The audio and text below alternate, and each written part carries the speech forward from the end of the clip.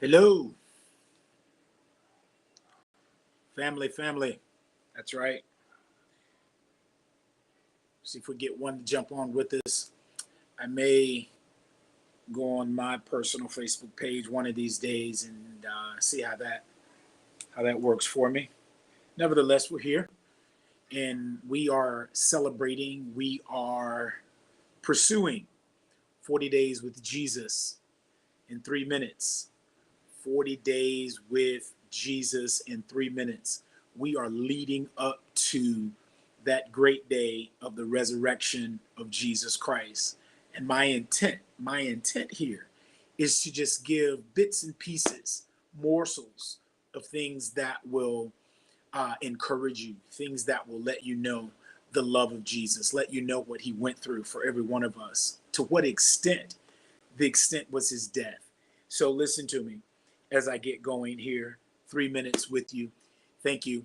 What I wanted to talk about is things that we deal with that is not impossible.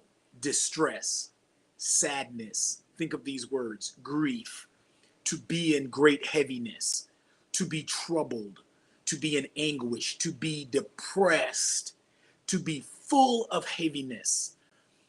These are very words that Jesus experienced. We leave from the upper room with the disciples at a time of communion, the Eucharist as we call it. Things are getting worse for Jesus. He finds himself going to the Garden of Gethsemane. And this is what he says. I want to read it to you. Then Jesus came with them to a place called Gethsemane, which means olive press. This is something that is about to take place in his life that is in the natural key for what they needed during this time. The olive press, what that represents, the crushing was what he was about to go through. Jesus says these words to his disciples: sit here while I go over there to pray. And taking with him Peter and the two sons of Zebedee, James and John, he began to be grieved and to be in great distress. He was greatly distressed. Those words that I gave, that's what was going on with Jesus. Then he said to them, my soul is deeply grieved, not only distressed, sad, and grief, and full of heaviness, but he says, I am deeply grieved, meaning intensely sad, exceedingly sorrow. This sounds like us today. He was going through this as he was getting ready to go to the cross. He continues to say to those disciples, so that I am almost dying of sorrow. Dying of sorrow.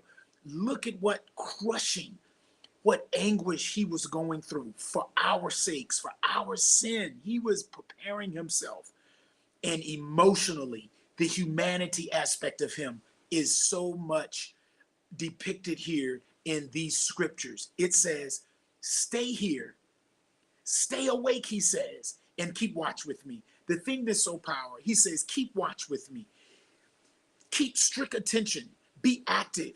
The thing that blessed me, Jesus took alone a human thing, Peter, James, and John, them being human, frail, sinful men, with a divine thing, Jesus himself, the God man.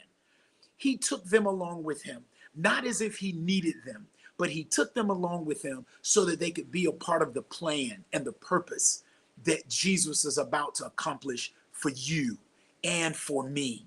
And I am just so moved by the fact that Jesus says, come on, guys, be with me.